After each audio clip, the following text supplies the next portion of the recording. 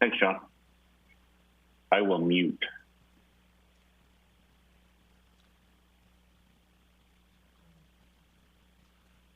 Yeah. So are you ready? Okay. So I will call the Corporate Services Committee meeting to order. Voting members on this committee are myself, Councillor Kevin O'Toole, Councillor Blackmore, and Councillor Clayton. Before we do anything, I would like to get a motion to go in camera. I see Councillor O'Toole. I'll make that motion. Okay. In order, all those in favor? And it's carried. Okay. So we're in camera as soon as everybody's gone.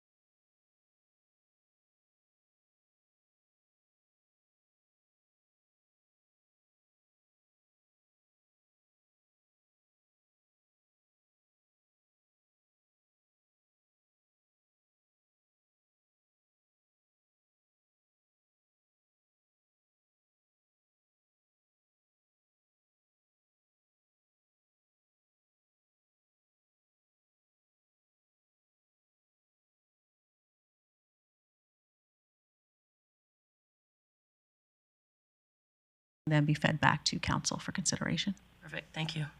You're welcome.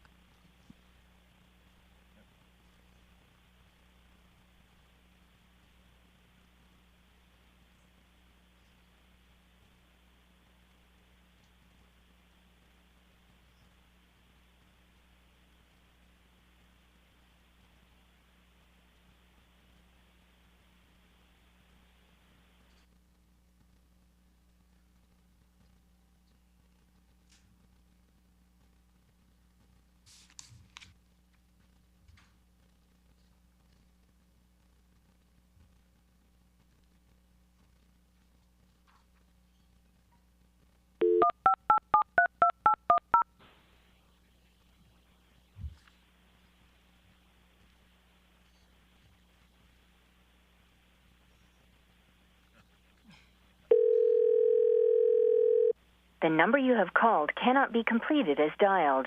Please.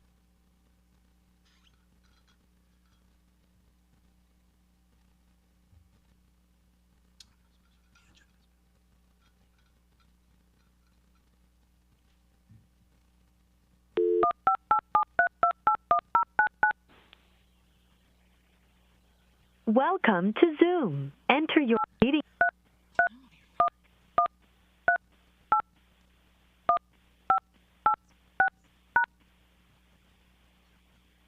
Enter your participant.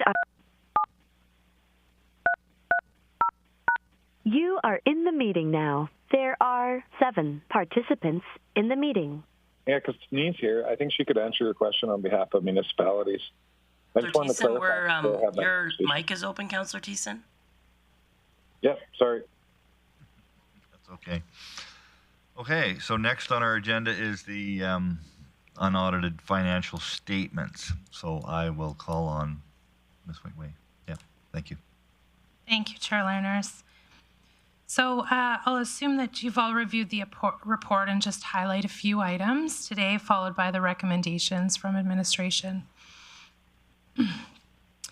So each quarter, pardon me, we put out our unaudited financial statements and supporting information for committee. So I'm just going to briefly walk through. It's included in Appendix 1 of the report. Statement of financial position. It shows that cash and cash equivalents for the year ended December 2021 is higher than this time last year. And of course, portfolio investments are also a bit lower. So low interest rates in the long-term investment market did cause administration to take advantage of some short-term GICs through the city's financial institution this year. We look at other investments. We have our investment in government business enterprise, and this is the city's proportionate share of Aquaterra. You'll note that our investment increased quite significantly this year due to transfers of infrastructure from the Downtown Phase 4 project. Long-term debt for the city has increased this year due to borrowings for Downtown Phase 4, as well as the purchase of the Stonebridge for the Coordinated Care Campus project. When we look at the statement of operations, you'll note that revenue is quite comparable to what it was in 2020. Throughout both 2021 and 2020, the city felt pressures of COVID-19, with facilities closed for periods of time, reduced operations and service offerings, of course, due to restrictions that were in place. The city did see some cost increases in 2021, mostly due to contractual wage increases for employee salaries and benefits, as well as increased costs of materials and services that were procured throughout the year. Operating variances are included on page 5 of Appendix 1 and result from differences between what was approved for budget and actual financial results. So for the year ending December 31st, 2021, the city had a final surplus of $5.7 million, which equates to 3.2% of the total city operating budget. And this surplus consisted of $4.2 million from operations and an additional $1.5 million of revenue as a result of ICF negotiations. As of December 31st, 2021, all service areas did end the year with a surplus, although fiscal services did end with a small shortfall from budget.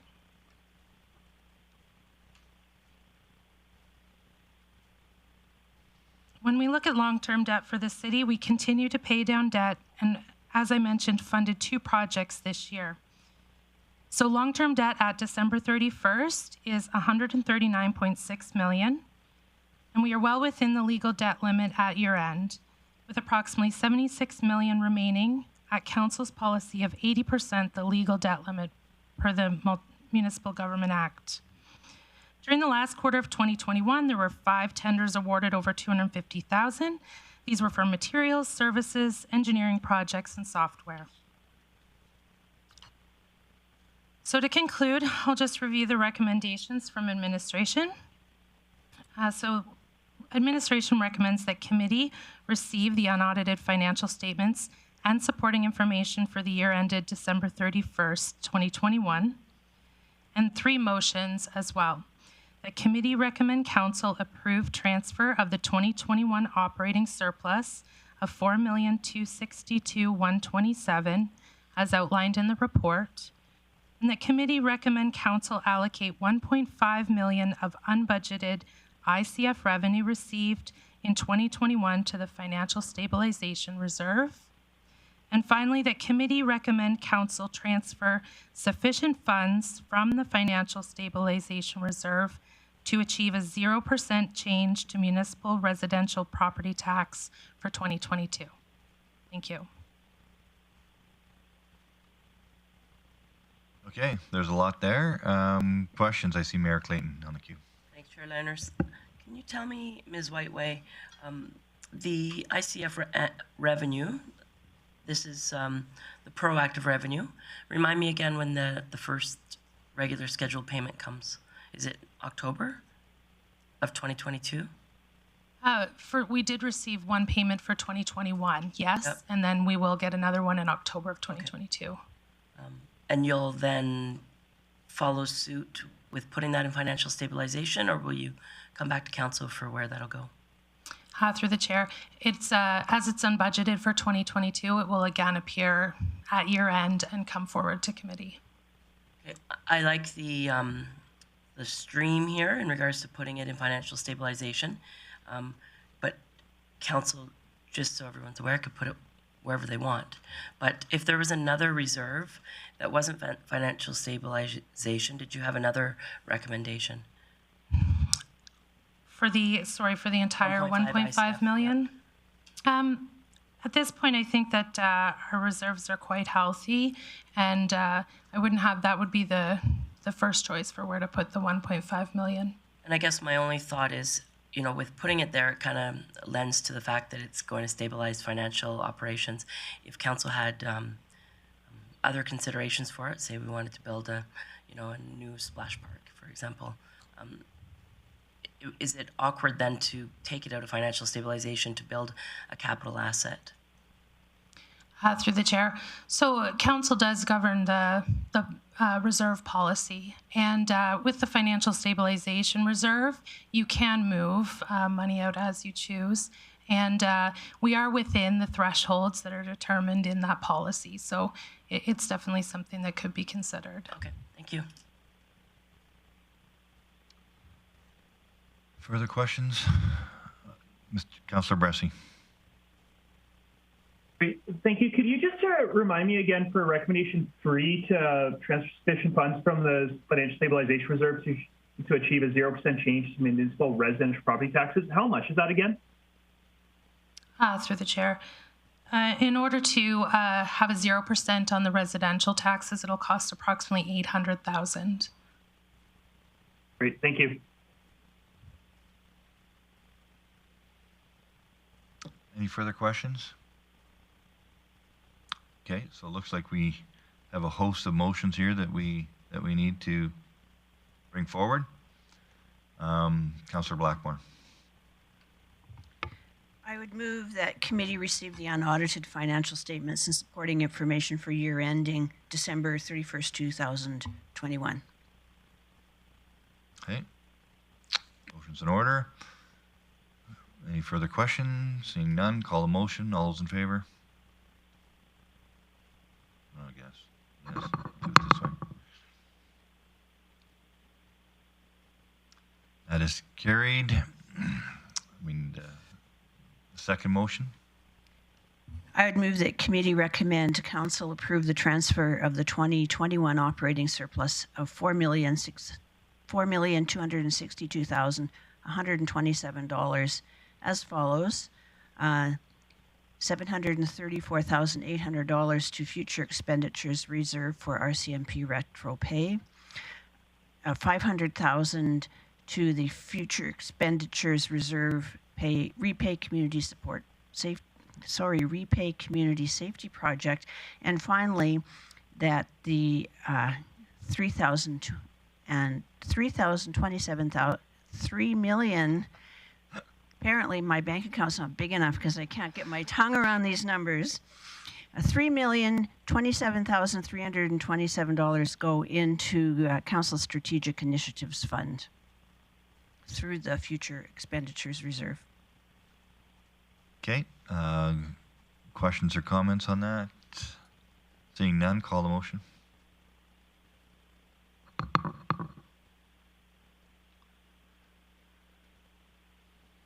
And that is carried. And the next motion. That committee recommend council allocate $1.5 million of unbudgeted ICF revenue received in 2021 to the Financial Stabilization Reserve. Further questions, comments? Seeing none, call the motion.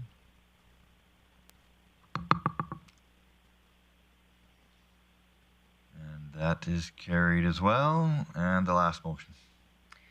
That committee recommend council transfer sufficient funds from the Financial Stabilization Reserve to achieve a 0% change in municipal residential property tax for 2022. And as speaking to that, the amount that we've been advised is necessary is approximately $800,000. Okay, thank you for that. Any further questions or comments? No? Call the motion.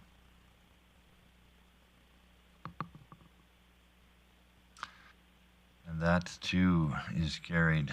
Well, that's a lot of good news there, so that's great. So next we have our audited consolidated financials. Everything's broke, but go ahead with that then, please. Thank you, Chair Learners. So I'm going to pass over review of the audited statements to our auditor, Devin Wardley with Fletcher. And following that, it is administration's recommendation that committee recommend council approve the audited consolidated financial statements of the City of Grande Prairie for the year ended December 31st, 2021. Go ahead, Devin. Thank you, Danielle. Thank you for having me, Chair Learners. So I'm just going to start off with the consolidated financial statements to be clear that these are the city's financial statements as well as include the operations and results of the airport and the library board. So they won't directly align with the unaudited reports that you've been presented with all year. An audited financial statement is done under the context of materiality. So what that means is we're not saying that these are absolutely 100% correct to the penny. But what materiality is a concept of is that a user of the financial statement wouldn't change a decision pattern with respect to these statements because of an error of a certain amount. We've used a materiality of $3.5 million in this audit for context when we're going through it. To just quickly flip through the auditor's report is a unqualified standard auditor's report, which means that the statements are deemed to be not materially misstated. So that's a good thing. That's what you're looking for.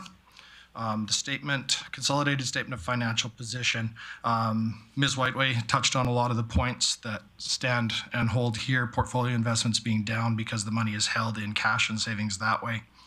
Investment in government business enterprise, again, that's your proportionate share of Aquaterra. Accounts payable, deferred revenue. Deferred revenue is down $10 million. Just significant usage of funds in the year that previously those projects were in progress, but not heavily underway. And so those projects as they were moved forward, deferred revenue was used to fund them. And tangible capital assets, we'll get to some more detail of that in Schedule 2 as to where those changes come from. I guess I should point out that as questions come, Chair Laners, I'm happy to answer them as we go through rather than waiting for the end, but I'm also happy to pick them up at the end when we get there.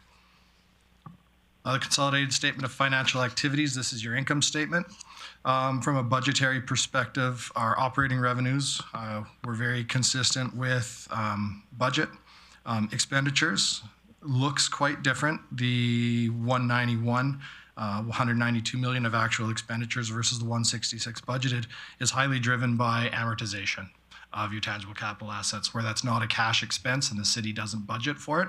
So if one were to try to compare those, you'd want to bump your $166 million budget up by about $32 million, which at that point it becomes a lot more consistent with actual expenditures that we've recognized. Again, down in other items, actual of 52 million versus the 35 million of other items, which is a revenue type item.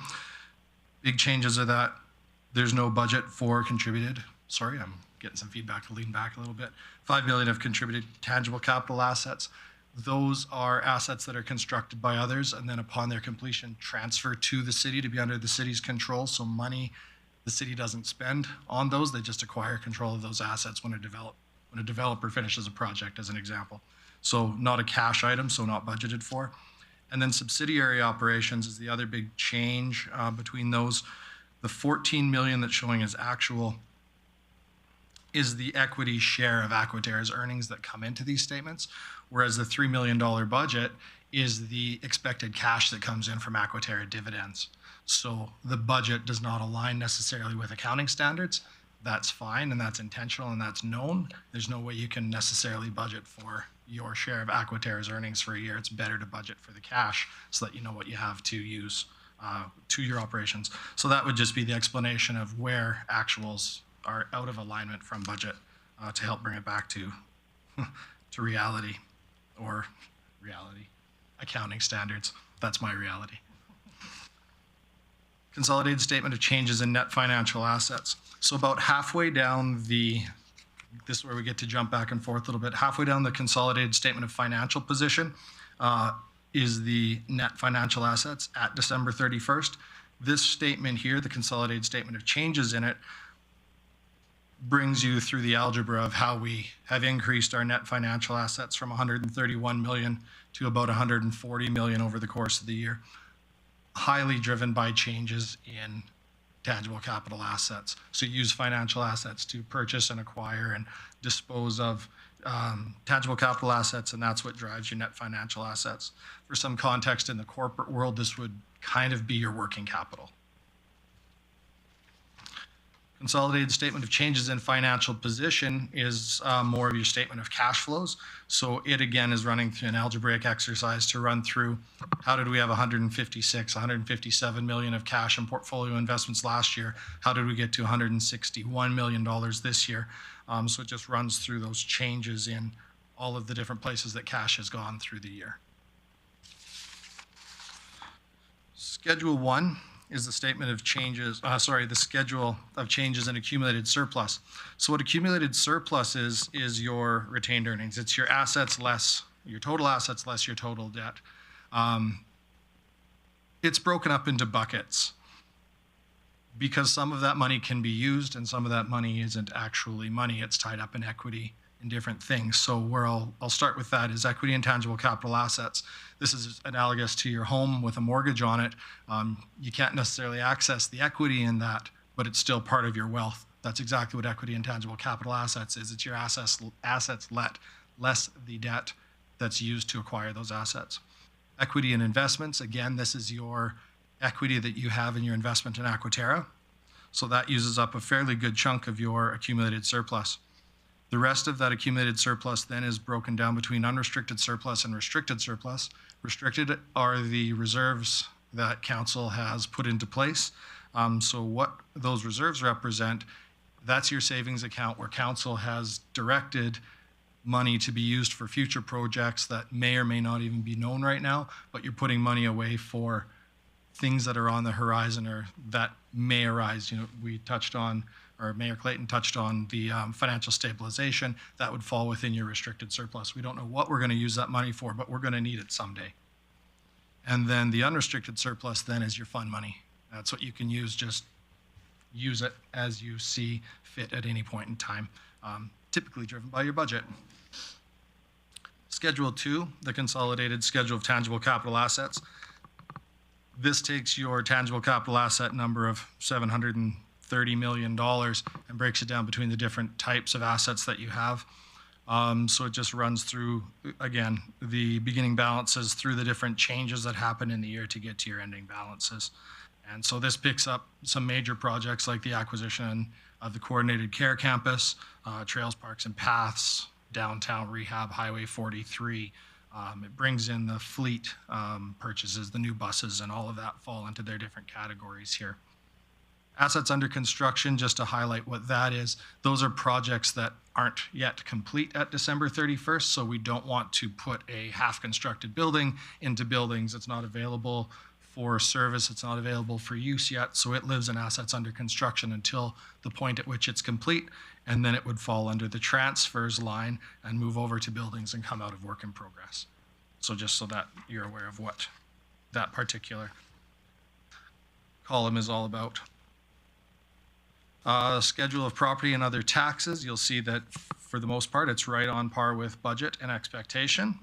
So moving on to then Schedule 4, Schedule of government transfers. $15 million difference here on the bottom line from budget to actual, and a lot of that is driven by usage of deferred revenue. So you would budget typically for the cash that's going to be coming in from grants that you'll be receiving during the year. If you don't use those grants, they get set aside to be used for when those projects do get complete. However, those would have fallen into the prior year's budget when the grant was received. So now in this year, when it's used, we recognize the revenue from the government transfer, which pushes your actual well up over top of budget. So also, I mean, we have to, there were projects or programs that were delivered by the federal and provincial governments that we may not have known whether we qualified for those grants when we were making the budget, or whether those programs weren't even known about when the budget was being created. Qualifying for some of those funds comes into government transfers as well. So that drives that change from budget. Consolidated schedule of expenditures by object. This is breaking down the expenses from the financial activities statement into the, rather than by the the segment of the government that used it, it's breaking it down by the nature of the expense itself, such as salaries, contract general services, whatnot. This is where it really highlights the amortization expense doesn't have a budget line, and that drives a lot of the difference between budget and actual. Schedule 6 then is the consolidated schedule of segment disclosure. When you look at the bottom line here, it does appear that a lot of the areas of the city run a much larger deficit than what it probably shows in your quarterly reporting and your unaudited reporting. And that's simply because net municipal property taxes fall completely as revenue under general government services. So City Hall looks like it's running a surplus of $120 million, but that's intentional in that those property taxes are designed to fund all of the other programs and projects that are being run throughout the city. So it's just there's no clean way to really break those municipal property taxes down by departments, so it falls into there and it's just used across. So, but it is a good way to be able to say what is our wages that are paid in this particular area of the city. Moving now into the notes, which looks like a lot of words and is. This is the these. Note 1 explains how the different policies that the city uses for accounting so that you can compare this city's financial statements to another city's financial statements or any other municipal entity. You need to know what the context of the numbers are in order. So they're really good for CPAs and whatnot to understand the statement, but to a lot of people, they'll probably just skip over the first 4 pages of notes because it's a lot of reading, but it does help you to understand the numbers a little bit better, where how the numbers are derived. Getting back onto the notes, note 2 is where we start to talk about specific numbers. Cash and portfolio investments talks about the rates that are being received, but also amounts that are held and needed to be held by deferred revenue. And so there's some of that that's restricted for use. And then we just break down all the numbers, or a lot of the numbers from the statement of financial position into some component parts, so that, again, it gives some understanding to a user as to, where our trade and other receivables landing. Government grants, 25 million. That's important to know out of the total of $40 million of trade and other receivables. I'll just highlight changes more so to the notes rather than go through each of them line by line, because typically a lot of them don't change from year to year. On note 6, we'll note that the Army, Navy, and Air Force veterans receivable was paid out during the year, and also that the Swan City Hockey Association, we see the balance didn't change, and that's because of the deferral of the repayment that council approved. Note 7, investment in government business enterprise. Now we're back into looking at what do we have that makes up $130 million of Aquaterra, and again, then the narrative describing the changes there. So that highlights that, of the $13 million change, $2 million of that is a transfer of assets, and then $10 million is, picked up in preferred shares. Deferred revenue is quite a lengthy note talking about all the different areas that you have received grants but haven't spent it yet, or that you received grants in 2020 and spent them in 2021. Long-term debt, there's some changes in there this year. Historically, the city's only used tax-supported debentures to fund its projects, but now we have some bankers' acceptance and interest rate swaps that are being used. So that's where that $22.5 million of new debt falls into those two new categories of debt. And then that means that we do want to explain what those mean to the city in the narrative down below. So this note has grown a little bit in size and scope. Ms. Whiteway touched on the debt limits when in her report, talking about the debt limit remaining. I just want to highlight that the service on debt limit remaining has dropped quite a bit. The debt servicing has moved from 11 million in 2020 to 33, almost $34 million this year. A lot of that is tied up in that new $22.5 million worth of debt, where it hasn't entered into long-term contracts yet at December 31st of 2021. So it's all considered to be current debt that would need to be repaid within 2022.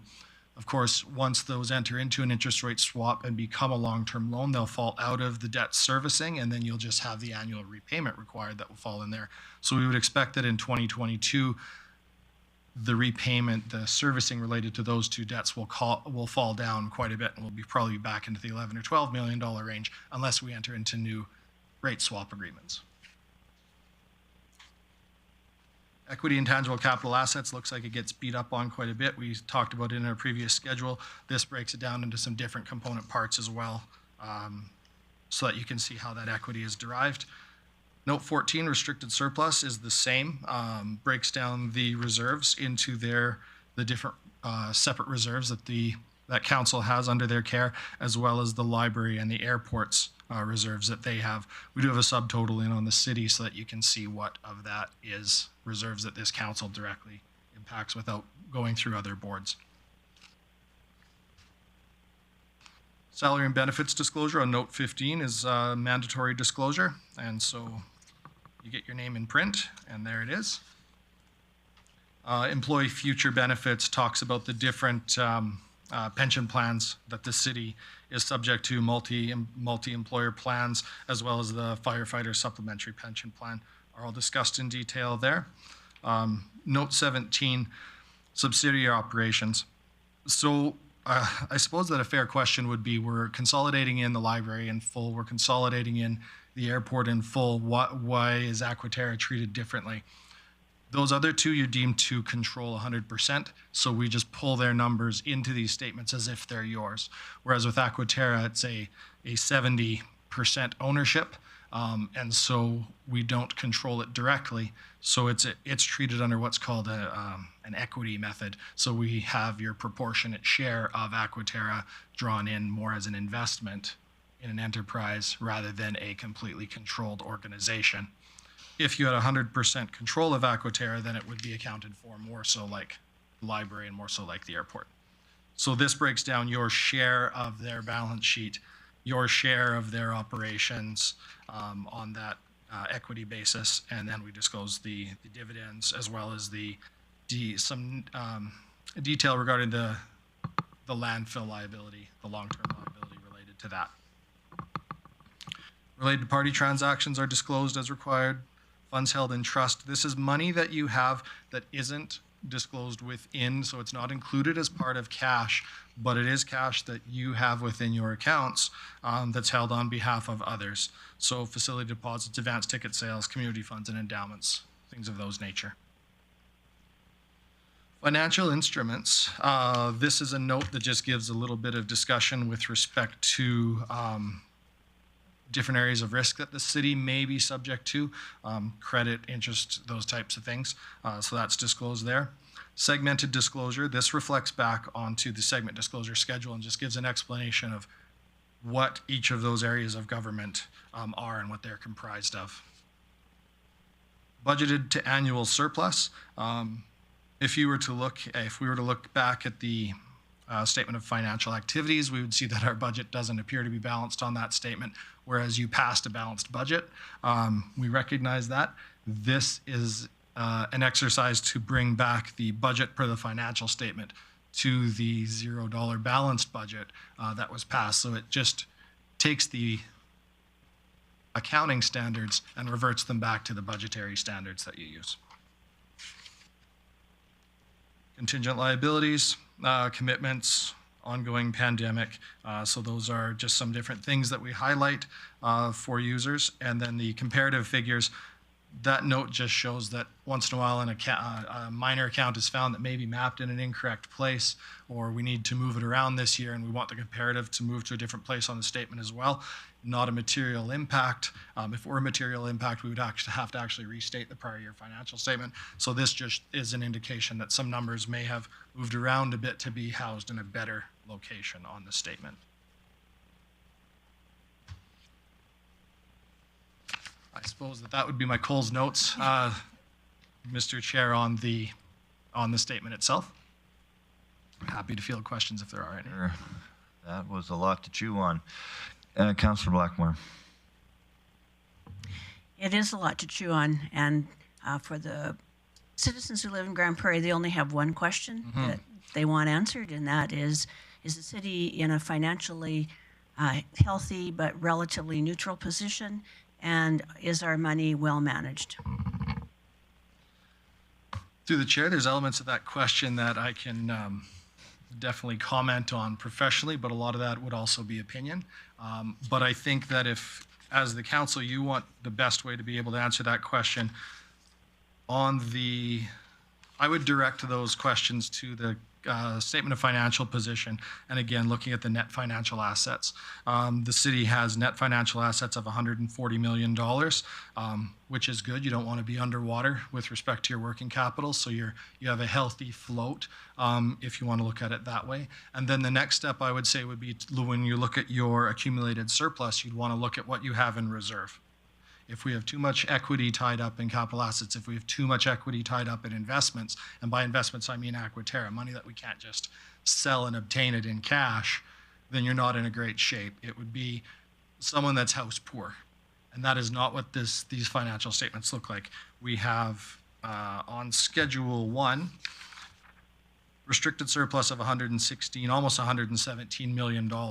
So in restricted surplus, what that means is that is actual money that we have that has been set aside for projects and for things that are coming down the road for future projects.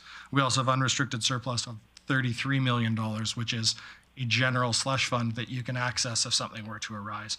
So the numbers certainly show that the city is in a strong financial position, appropriately strong financial position. That was a good answer. Any other questions of Mr. Wardley? Help me out here again, because I'm glad someone loves this stuff. Because it's a lot of gymnastics there. But I do see on note 11 again, and I think you mentioned it, but like in hockey, you'd blow right by me here. We have a debt, or a long-term debt of coming up in 2022 of $29 million, and then one in 2026 of $89 million. Explain to me how that rat gets swallowed, or if it gets spread out or what? Again, maybe you can do that for me, please. I'll start, and then I'm sure that Ms. Whiteway has far more detail than I do because she lives it every day, and I get to come in as an auditor and look at it from the 30,000-foot level. The long-term debt due in 1 year of almost $30 million. Included in that is the $22.5 million of the bankers' interest rate swaps. So the way that long-term debt due in 1 year is defined is it's debt that you have to settle in the upcoming 12 months.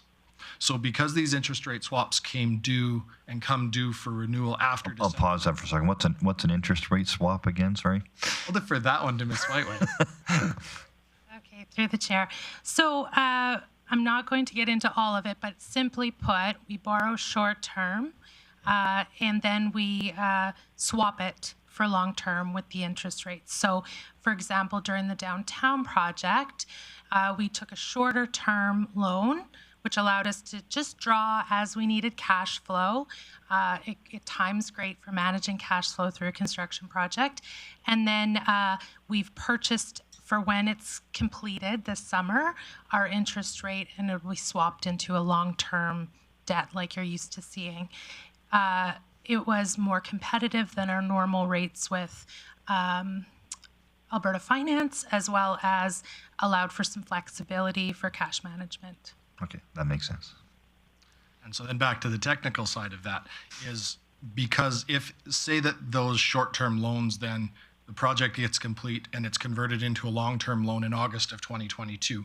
All of a sudden now you'll have a repayment schedule over 25 years or 20 years or whatever length it is. So now, instead of taking this 22 million, let's pretend that you take it over 22 years for simple math. Your current portion of that theoretically would be 1 million per year on that particular loan, which would mean 21.5 million would fall out of current portion come 2022's financial statement. Okay. So I think that the reason that those were used, and the reason I deferred that question to Ms. Whiteway is I have the good technical nerd understanding of it, but she just has a great explanation of like a tangible way of helping to understand what the project was that was used for. If you were to have drawn a debenture for the downtown project at the time, Alberta Finance would have funded the entire debt and you would have gone immediately into a repayment, even though you're only using so much of it during the construction progress. So being able to take draws periodically throughout allowed better cash management, keeping your interest rates down so that you were only borrowing the funds that you needed at the time. Then when the job is complete, we say, fine, let's convert this into a longer term mortgage now and we'll have our debt scheduled appropriately. So that 86 million in 2026, that's just a remaining principal? Is that what that is? Yeah, and that was I'm willing to admit that we continue to look at these after we provide them, and we caught that actually yesterday. So the statement that I want to show to Ms. Whiteway for council to approve after, the 2026, that amount should only be $6 million and change, and then there should be a thereafter line of 83 million. Okay. So what happens is our software rolled everything forward nicely, and then we didn't make the adjustment down to the thereafter line. It just rolled everything up 1 year.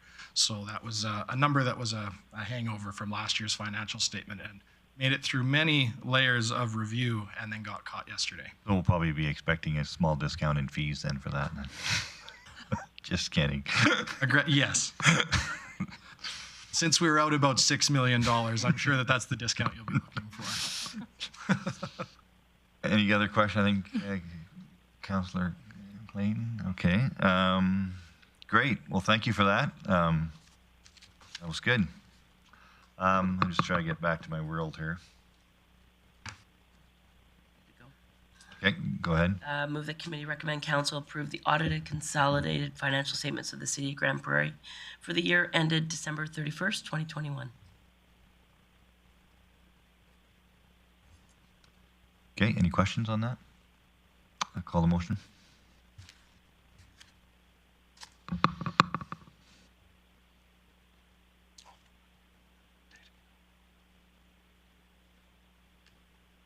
Carried. Yeah.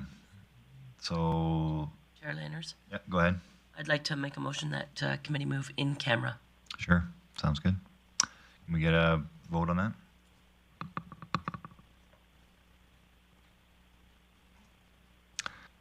And that too is approved. So all you stragglers, weary travelers need to flip over too, so. And we'll just give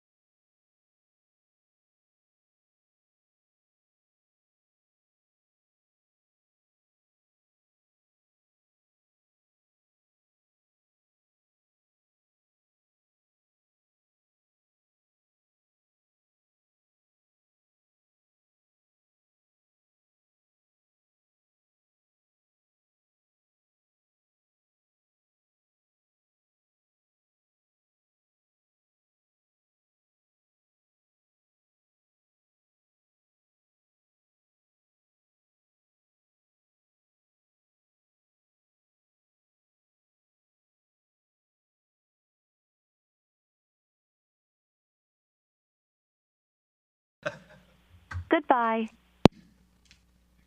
Thanks. It really should be us saying good job to your team. Yeah. They make this, to turn it around in the time that we're required to would be very Better difficult. them or the school board? By far. Can't say. Can't say. We have the same guy on both of them, so I think Nick runs.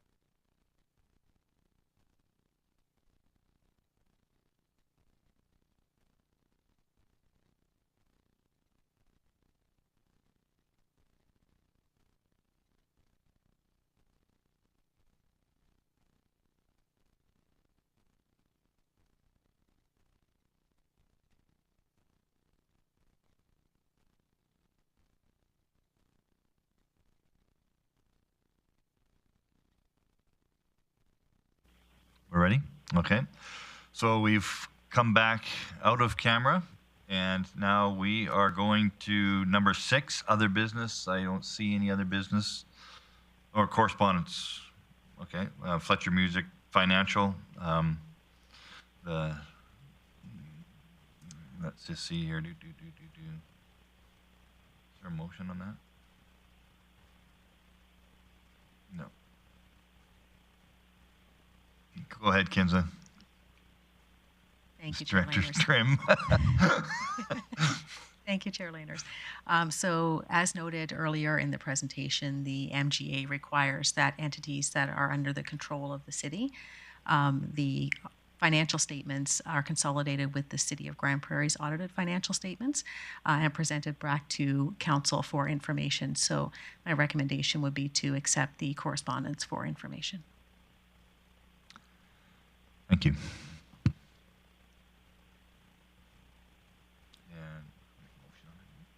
Okay. Someone make a motion on that. Thank you, Mr. O'Toole. Yes, I'll make that motion to accept this report for information. Correspondence. Okay, call the motion.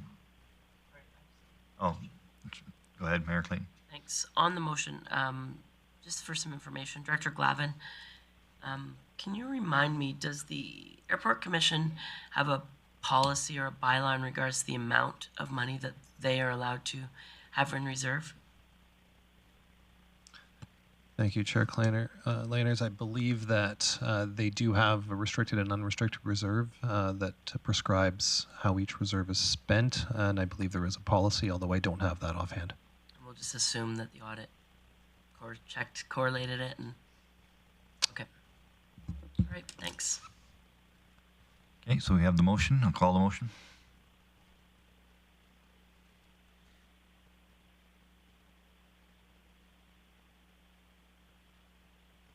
That's carried. We have other business. I don't see any. So next would be bylaw and policy review, utility bylaw C1365, and maybe Director Trim, if you were gonna, pardon me? Rory, Director, whatever your role is, Rory. Go ahead and speak. Excellent. Thank you, Chair Laners. So before you today, you have the utility bylaw revisions that are being asked for as per Aquaterra's request. You'll see there's a number of rate changes. There's a number of increases proposed as per the Aquaterra's business plans coming out of there. The other significant component to the utility bylaw changes this year are the addition of the cross-connection control policy that Aquaterra is implementing and looking for council support on through putting it and adopting it within the bylaw. We do have representatives from Aquaterra here today who will speak a little bit more to the policy, and they have a presentation prepared. Okay, if you want to come forward.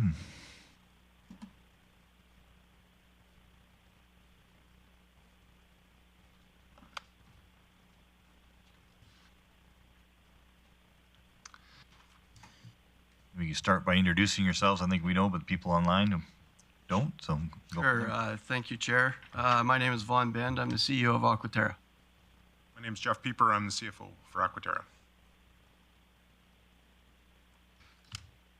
So thank you for your time and the opportunity to be here. We're here in support of the request of the bylaw approval for water utilities. We do have a presentation around the cross control. I did put it together if there was any questions, really. It's fairly short, and we can get into that in a second if that's desired by council. I don't want to waste council's time, but we do have a short presentation that might help explain the issue a little bit and some of the risks we're trying to manage there.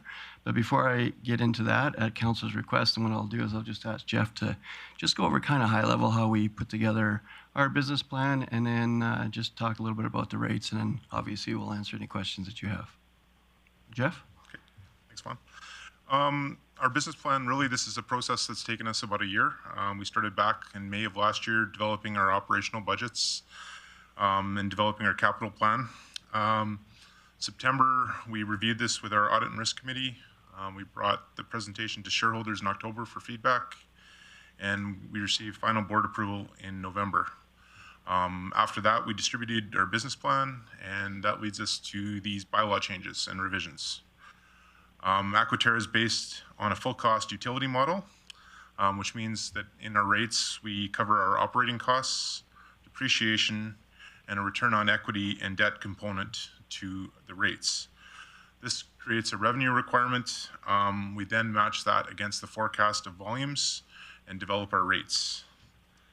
For 2022 and 2023, we're proposing a 5% increase each year for water. And in the city on wastewater, it'd be 2.5% in 22 and 1.5% in 23. This equates to just over a $3 increase in 2022 and just under $3 in 2023. There's a 0% increase on solid waste as well. This is consistent to keeping rates in Grande Prairie similar to the median of similar sized communities across Alberta. Just on an Aquaterra overall, we're estimating our revenue to jump up to close to 68 million from 64 million in 2021, and our expenses to come up to just under 43 million from around 39 million. We're seeing a lot of pressure on utilities costs, and as well, we're increasing our maintenance. Some of the maintenance was deferred throughout the pandemic for operational purposes. We're expecting to have a net income of about $15 million and a cash flow of 25.5. This is very similar to the results that we just reported for 2021. And some of the major capital we're seeing that impacts city would be on water. The water treatment plant reservoir is a project that's close to $27 million that will increase the capacity of water in our system. And on wastewater, we're doing various relining projects, and there are some major rehabilitation works on 101 and 108th Street trunk sewers. That's the update on rates.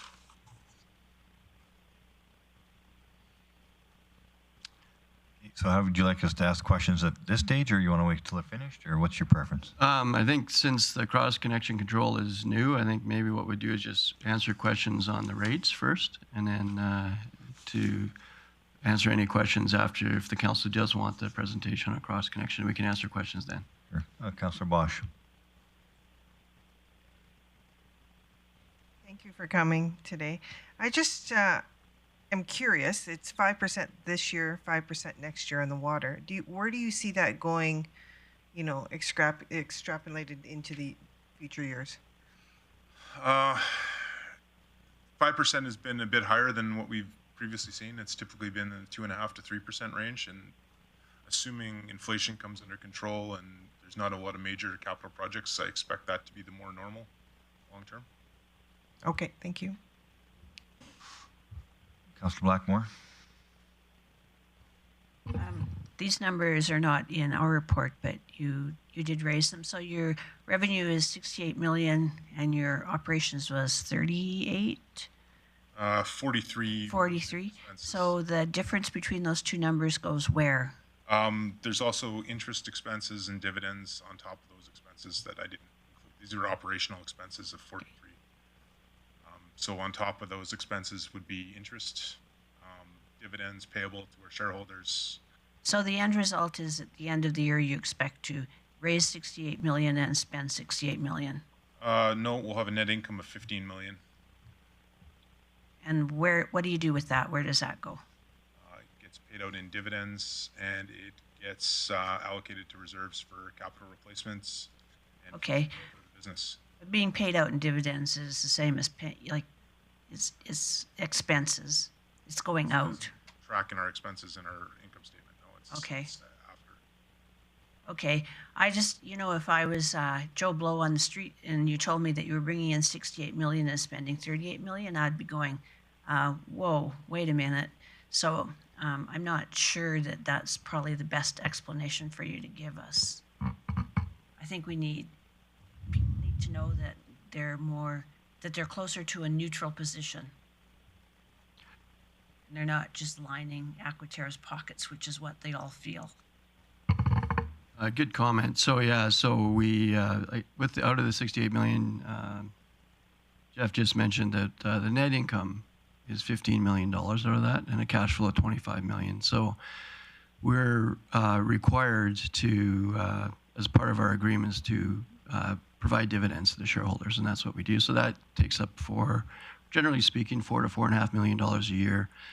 We also do put money aside for future capital upgrades as well. So it's still within the community. It's still within the company, because at the end of the day, it is owned by the shareholders, and you as the shareholders represent the community.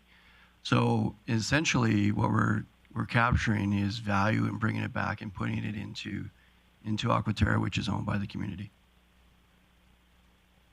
And so if we did not approve these rate changes, what would be the result? How would you manage that? Well, so at the end of the day, what would happen is the company would go into potentially longer term into a loss position. So the way the structure works is that the municipalities do own Aquaterra, and if Aquaterra isn't a viable business, and operating as a self-funding utility, then the municipalities would actually have to provide cover the loss. That's what would happen. So you knew the answer? Did my answer match your answer? Sometimes things need to be said publicly. Oh, okay.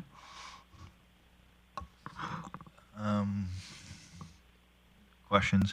I have one. What the 5% just seems like a nice round number. What's driving it? Us getting to the median of people in the province, or is the 2.5% that you normally have plus this cross connection thing that you're going to chat with us about? So there's actual numbers, and it was close to that. So we made it 5. It was 4.9 or whatever it was, or is it what was? I guess that's what I'm saying. Was it the catching up to the province, or was it actual needs that we actually need these dollars?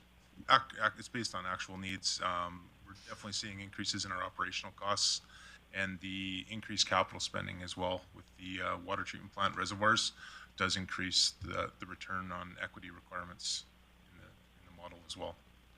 And it is based on estimates. We have to estimate the volumes and the costs. So we try to keep it to a rounder number.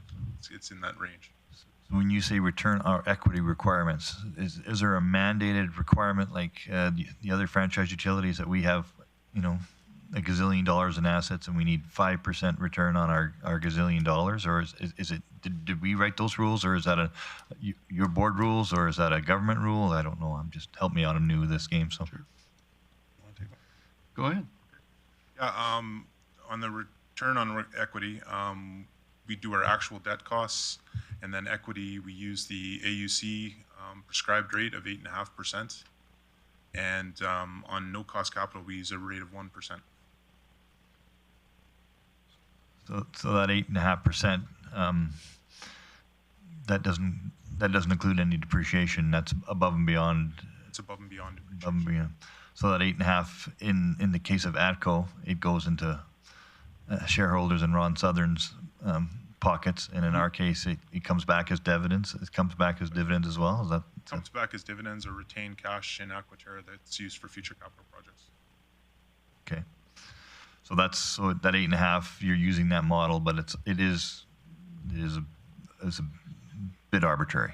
No, it's fairly standard in the industry. It's actually tested by the Alberta's Utility Commission. So when we're using it because it is quite heavily tested and by the industry. And so when other utilities like ENMAX and ATCO go forward for their rate approvals, they go through a very stringent regulatory commission hearing, and all their costs are tested and vetted. And then the Utilities Commission sets their equity return. So they take a look at their business plans, they take a look at their risk profiles, and they say, well, this makes sense for this type of business to make sure we balance the concerns of the ratepayers, i.e. the customers, and the companies that are doing the business. They say 8.5% makes sense. And that's what so they actually set that, and that's tested. The other thing they do test as well in those trials are, essentially they're a pseudo trial. But the other thing they do also test is the equity debt position as well. So they put limits on that. So generally speaking, it's 1-to-1. There's the ability of a utility to potentially drive up its equity, and since it gets return on equity, it can increase its profits. But there is again a risk-reward type of evaluation that the Alberta Utilities Commission that says, you know what, based on the business profile, the risk profile, then 8.5% makes sense. And by the way, you cannot go above a 1-to-1 ratio on your debt to equity. So that kind of balances both sides of the equation. And so what we do is we model that return in our business model, right? So we use the 8.5% for equity, and then we use something less for the other forms of capital that we actually acquire. Our weighted return on capital, depending on the year, is sometimes it's a little bit more than 8.5%, depending on the balance of portfolio. Sometimes it's a little less, but generally that's how we do it, and that's what we follow. That was a good answer. Thank you for that. Can I just speak to the median rates question you asked earlier? Because I think it's a really pertinent question. We use that as what we call a customer-consumer balance. And so we've had that in place for a number of years that the company is saying we want to be at that or below that number. So we don't actually add costs into our business or add profit into our business to get to that number. We're striving to get below that number. And right now, it's a challenge. We're getting I just heard earlier you had lots of input costs pressure on RFPs, et cetera. We're having the same pressures. And being a cost of service model, what we do is we take our costs and we pass them through to the customers, and we try to drive those costs down as low as we possibly can, right, to make sure that we can stay under that median price range in the province. And right now, it's a challenge. Thank you for that. That's comforting. Councillor O'Toole. Laners. Question here, I got a couple of them. The cost of chemical and stuff like that you put in your water, that obviously has gone up. That's one of your reasons. The question I have is, was there any concerns with running out of chemical over this last year because of the way the world was? Absolutely. So 2 years ago, we went into essentially a 2-year-long, I think as you folks did as well, an ERP, emergency response plan. And so one of the critical components for us was our supply side. And chemicals is for us a very critical one. So what we did is early in the pandemic, since we didn't know where it was going, we actually brought on additional chemicals. We secured not only one source of chemical, but alternate sources, and we're also following up potentially to see if there's a supplier within province. And that work's still ongoing. But we made sure earlier in the pandemic to increase our supply levels. because it is for us a critical supply. If we run out of chemical, essentially we run out of water.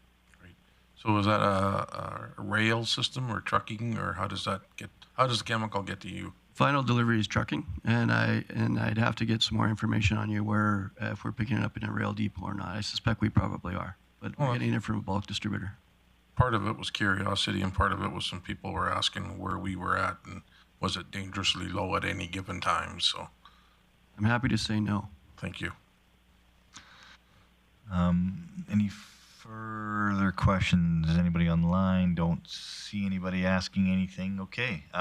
So maybe you can proceed now with your cross connection presentation. So it's a new it's new for us. It's relatively quite standard in other areas in our municipalities. So I can go through a fairly short presentation and just kind of give a bit of a backstory on what it actually is, and then obviously I'll answer questions for sure. So cross connection control. So what is it? So next slide, please.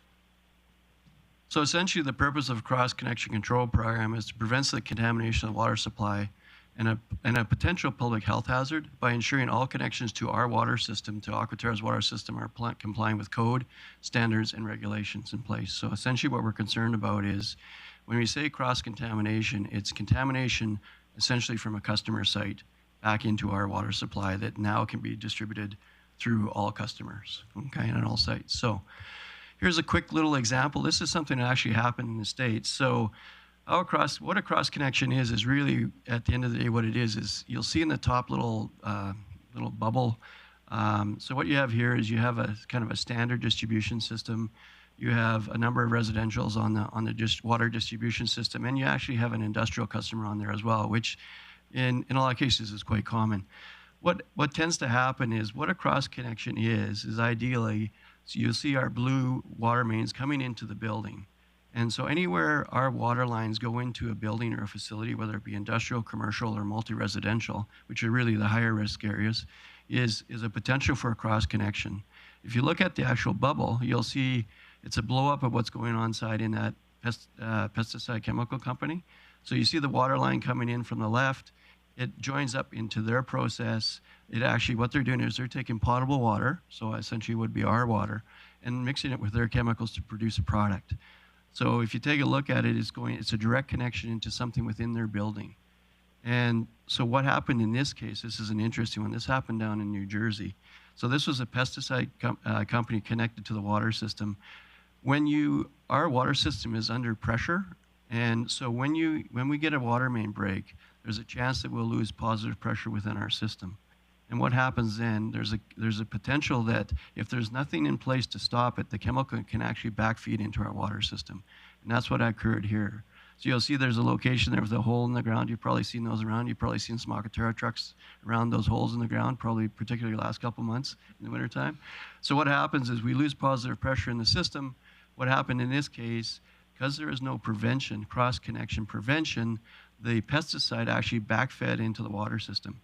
And then once the water main was fixed, the pesticide that actually had been re-entrained into the water system, now our system's back under pressure, and it got distributed to the residential areas. So there were 63 homes in this incident that had petrochemical pesticide in their water supply. Okay? So that's one way that chemicals or biological agents can be introduced into our water system. The other way, so that's when we lose positive pressure. The other way that can happen is if an industrial process is under pressure and its pressure is more than our own pressure. So what you'll end up is having is an entrainment of chemicals or biological agents back into our system and can be distributed to the rest of our customers. So that's the concept of cross control. So that cross connection is anywhere that we connect to a water system in a customer's building. Cross control is to prevent that. So next slide, please. So common sources of cross control. So cooling systems, towers, processing plants, boiler systems. So a lot of the things are obviously local in our area. So reclaimed water systems, we don't have a lot of those. Car washing facilities is an area where we can have cross contamination. Sprinkler systems, brewers and distilleries, I know we have those in town. Hospitals or medical offices, swimming pools. So a number of areas, essentially wherever we do connect into a customer's facility, there is a potential for cross-contamination, okay? Prevention is relatively straightforward and simple in theory. So essentially what you need to do is put some type of break between the customer system and our system. And generally the form it takes is a backflow preventer. You can also put in an air gap essentially as well. So what you want to do is prevent either a pressurization or a siphoning event. So essentially the straightforward fix is relatively straightforward and simple. Right? Now implementing it starts to get a little bit sticky here and there. Next slide. So what we did is when we reviewed this, we always, before we come to our board or come to council, obviously, or have any impact on our customers, want to make sure we do our due diligence. So from a legal perspective, never mind, obviously, the public health and safety issue, from a legal perspective, in law, the owners of these buildings are required to have backflow preventers on all cross-connection points with the water system. So it's actually required, and it's been required since about 2012. There was a change in the plumbing code and the National Building Code that required owners of these types of buildings to have this type in place in their plumbing systems. Now, the other thing, the hook here is why we're here, is Aquitaire and the municipalities have a legal obligation to ensure the waterworks system is not contaminated, and we develop essentially a due diligence cross-connection control program. So we need to take steps to make sure that if these folks aren't doing it, we're doing it, because at the end of the day, we're accountable for the water system. So there is a legal requirement and a risk.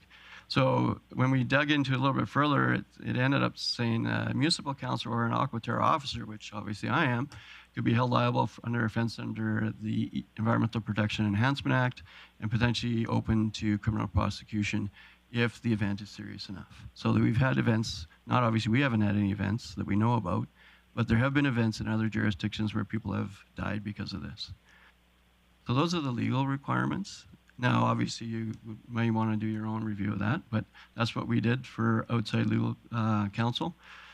So what is a cross-connection program? So what we want to do is obviously make sure we set out the standards and work with our customers. So the focus for us is the higher risk areas. So that's industrial, commercial, and residential customers. Generally speaking, residentials are kind of the larger residential customers, so multi-family dwellings, so apartment buildings, those types of things. Because of the complexity of the plumbing system and then the amount of folks in those buildings, you can tend to have a higher risk situation. We obviously need to develop a database. We need to know what's out there. So obviously we have to work with your folks in developing what are the buildings out there. A lot of these things are probably already in place. So, but what we need to know is when we're managing our program is where are they and are they being kept up? Are they being kept functional, right? So, because you can put something in 10 years ago, if you're not taking care of it, then essentially you could get a backfeed into the water system.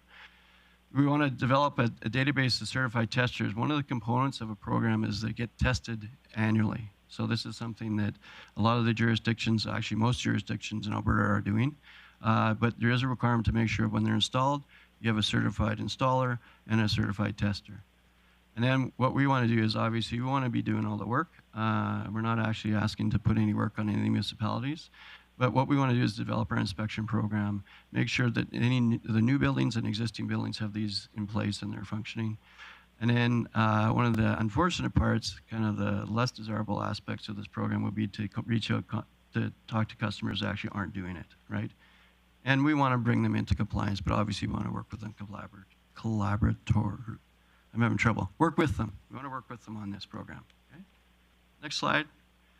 So what do we need? So obviously we need some authority within the bylaw to do this. So that's why we're coming here. That's why we're asking for this to be put into the bylaw, and that's why we're asking council to approve it. So we obviously need some authority. So we want to make sure that we have the authority to require the backflow preventers be put in. We want the ability to monitor and ensure the backflow devices are working. I talked about it already. And obviously we want to have the authority to deal with customers that don't feel this is something they need to do. Ultimately, we will work with them, but at the end of the day, we still need the ability to either temporarily or permanently refuse service. Next one.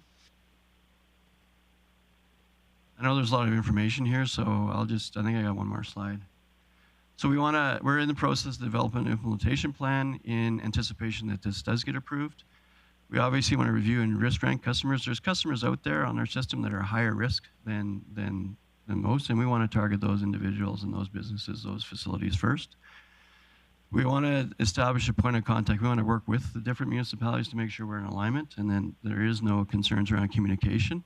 And just work with your folks. Generally, probably safety codes people tend to be the ones that we'd be working with closely. We want to make sure we get the certificates for existing backflow preventers, implement the bylaw in Q3 if council is in favor of that, implement our cross-connection control program in Q4 of this year, and then obviously work collaboratively with the customers out there to bring them into compliance with the policy. I think that's it. Next step. Next one, please. And that's it. I know that was a lot of information, so but I'd be glad to answer any questions. Sure. Councillor O'Connor. Thank you, Chair Lainers. Are you going to work with architects and engineers to make sure that they're putting those plans in place? And I'm sure you've thought of that, but I just wanted to. No, unfortunately, I haven't thought of everything yet. And I think it's a really good question. I think that what we're counting on is the National Building Code, the plumbing code, at the end of the day, this has been in place almost 10 years, effectively from a regulatory and requirement on the code perspective. These things should have been picked up realistically in inspections done by the different municipalities, so they should be there already. You know, we're going to do an educational program, and we will work with whoever we think we need to work with to actually implement the program. So if we need to reach out to architects and engineers within the city, any municipality, or even if there's a lot of work being done outside of the region, then we're more than willing to work with anybody. Okay, and my follow-up question is, for each one of the residents, is it going to be retroactive on existing, or are you just going to identify the large structures and implement it there first? Yeah, our focus is the higher risk. And generally, the higher risk resides in the industrial, the commercial, and the larger residential. So we're gonna work initially with that, and I think that's kind of almost like the 80-20 rule. You get those folks, then you're probably getting the majority of the issue, right, and managing the majority of the risk. It's very unlikely that a single-family home residential is going to cause any risk to the water system. Okay, thank you. Councillor O'Toole. Yeah, just a question that's probably going to come up in the near future is, what would the costs of this valve and installation be approximately? I imagine it's on the water size line coming in and that kind of thing, but do you have any knowledge of what a cost would be? Yeah, and so there's two components to the cost. There's the device themselves, and they're anywhere from, depending on the size of the line, so the volume that goes through, they're probably anywhere from $400 to $500 to a couple $1,000s.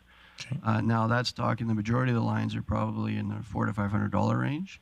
Now there is some hooks on the installation side. If they haven't been put in initially and you have to retrofit, sometimes it can amount to a couple $1,000s to put these in. So I don't want to undermine the impact on customers, but we'll work with them. And there's some cases you don't actually have to put a preventer in. You can actually put an air gap in place so that it isn't directly connected to whatever process they have in place. And I think there's been some cases where distilleries, you've been able to put in just an air gap, essentially a gap between our system and their systems that still provide them the service. So there's a couple different ways to do that, but I think you know, it can cost some money. Just another question. How long would the water be shut off for a business? Well, if they don't comply, then permanently. Right? So I think that's, if there's a high enough risk, so now we're talking extreme examples here, right? Where you have a extremely high risk to the water system and you have a really obstinate customer. Then so the chances of that happening are pretty slim. But at the end of the day, if there's a customer that has some real nasty processes within their facility and they don't comply, then yeah, it could be permanent. I suspect not. Well, I like that. Water seems to be pretty important to people. I was more thinking of during the installation. Would it be a 2-day court? So great question. In some cases, it could be a 4 to 6 hour outage. In some cases, you might have to essentially manufacture a bypass so you can do the install you would take a couple outages. If you're talking about a fairly large industrial facility, sometimes it can take a few days. So what you would do is you would fabricate a bypass, take a short outage to put the bypass in place, do the actual internal type of modifications to the plumbing system, and then reconnect. So don't foresee anything where somebody's going to be out of business for 2 or 3 days while, you know, the plumber or the installer is trying to figure this out. So momentary outages. Thank you so much. So, Councillor Bosch. Thank you, Chair Lehners. I had lots of questions written down, but great presentation. You answered them all, so other than one. So I appreciate this mitigation of risk. That's, you know, these stories that come out at, whether it's in Canada or the US, they're horrific in the end. But if this is set in procedure through council, is what you're asking today, you said you're not going to implement it till Q3, Q4. Is there any capacity of mitigating these risks prior to Q3 and Q4? I would say realistically, no. I think that, you know, we've had these risks in some cases for years. I think that what we want to do is step back and plan. We want to put together an educational package for people. We want to reach out to customers. I think, you know, I think this is a case of going a little slow to go fast at the end of the day. Like, if we see, you know, or know about an issue, then we'll act immediately, right? We will. But as far as kind of the overall program, I think by that time we get the inventory put in place, we get the educational plan put in place, we reach out to customers. There's a component where we're actually, at the end of the day, I think this is a good thing because we actually get to reach out and touch our customers more. We want to know what their uses are. We'll probably get a whole lot of information about what we're not doing very well, so we'll fix those along the way as well. But I think, you know, Q4 is probably more realistic. Okay. So I guess that connection piece that you're just talking about with your customers, you can't pick your high-risk ones? We are. Speak to So we are, and like I said, we've got a short list of some probably higher risk, and we'll reach out to them right away. Yeah. Perfect. Thank you. Got two online. I've got Councillor Thiessen. Thank you very much, Chair Lehners. Thanks for the presentation, gentlemen. Yeah, it sounds like it could be a big deal, especially when you start researching up what happened in New Jersey. And, you know, it impacted a lot more than 63 homes downstream with this leakage into river systems and backflows from the pipes. So very concerning. Councillor Bosch asked one of my questions, which was her last question, on if there's anybody immediately that we need to talk to mitigate any risk. But my question is in lines with grants. Is there anything provincially or federally that is offered, a program? I mean, this has been required for 10 years, you said, in a way, as we develop these systems, so we don't overlook this. But is there an opportunity for private businesses to offset some of the costs to put in these backflow protectors? So good question. We haven't looked extensively to see if there's any grants. We did have a very high level review. We didn't see any there, since it tends to be part of the code. If it was 2012 or 13 or 14, there might be some incentive money, but at this time I'm not aware of it. But we will take an action item to go back and review and see if there's any opportunities for sure. So I guess as a follow-up question, with some of the companies that you've identified that are potentially a risk and you need to talk to right away, how big of a sticker shock would this be to them if they have to transform their system so that they have these safety gauges in place? A lot of speculation on my part. So I think you're looking anywhere from $1,000 to potentially $5,000. If it's a larger, what I would call a commercial, it's kind of a standard commercial. If we look at our population in the region, there's very few large industrials that are a concern. So it's more really the commercial businesses. So anywhere from $1,000 to $5,000, and that's assuming that there's fairly significant rework within the building that they actually don't have them already. A lot of these people might have these already. So I think, you know, I believe when we looked at the price of these things from $400 to $500 up to $2,000, and you take 60% labor factor, you're probably in that range. But that's just an estimate. So would someone like Canfor, would they have those systems on your short list, and would their system maybe be larger as far as what they take from water and sort of how they process their wood?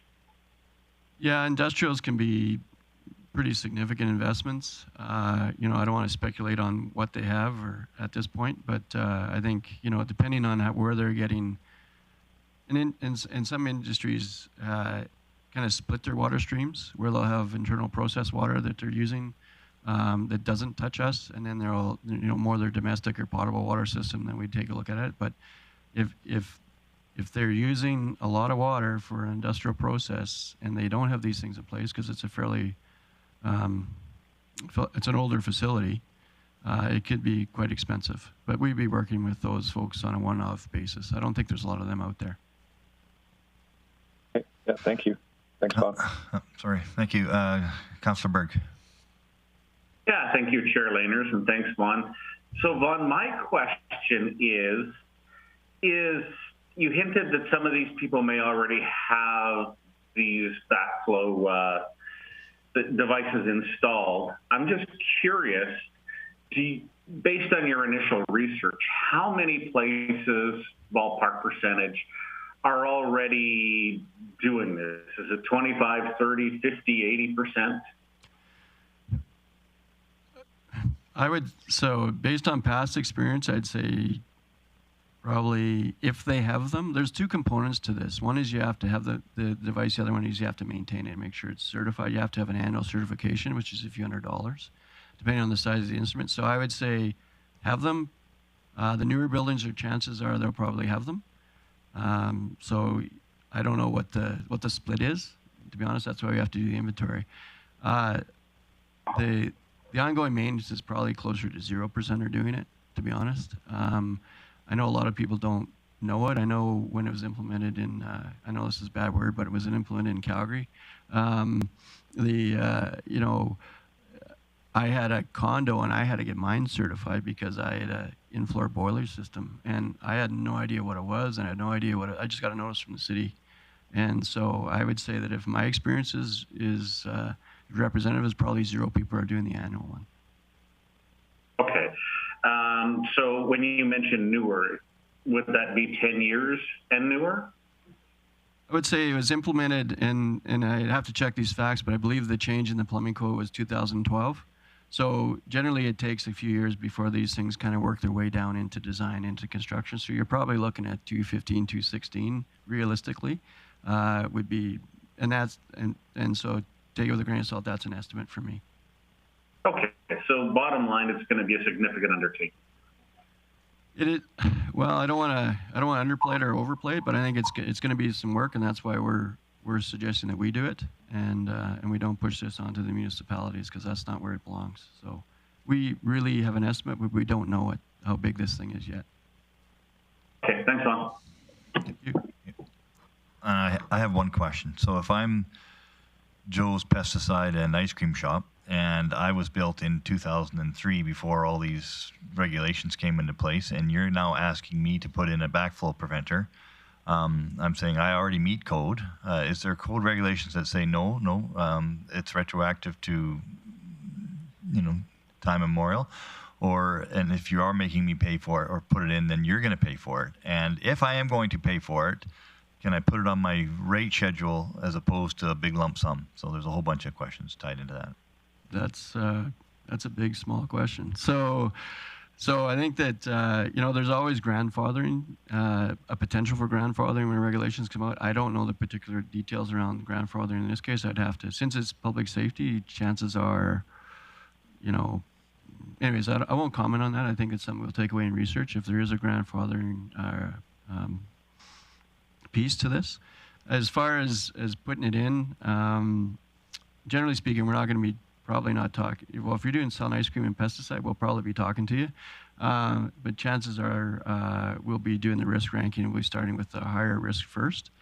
And, we haven't looked at a financing option for folks. I think for us, it'd be difficult to manage, but we can take that away and see if there is an opportunity for some of the larger costs to be financed through the utility side.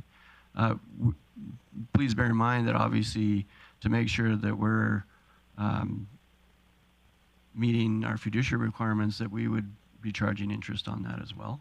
So it might be cheaper for somebody to go somewhere else and finance it some other way, but we can take a look at that. Okay, fair enough. Thank you for that. Any other questions of our Aquaterra friends? Seeing none, we need a motion, and if I could get that motion. We're talking 7.1, the motion? Correct.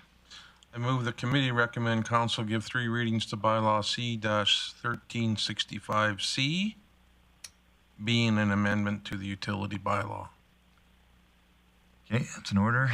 Call the motion.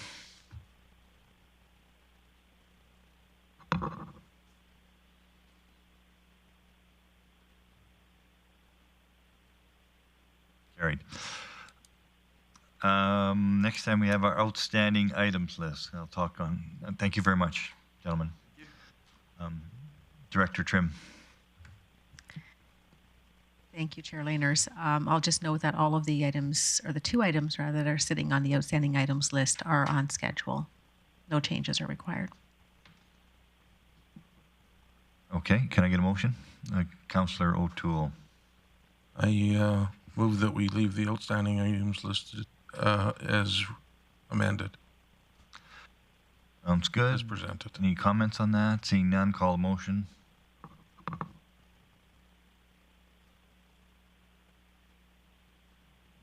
Good. That's carried. And with that, we'll call our first committee adjourned. Sorry about the timelines, but just some things take a little longer.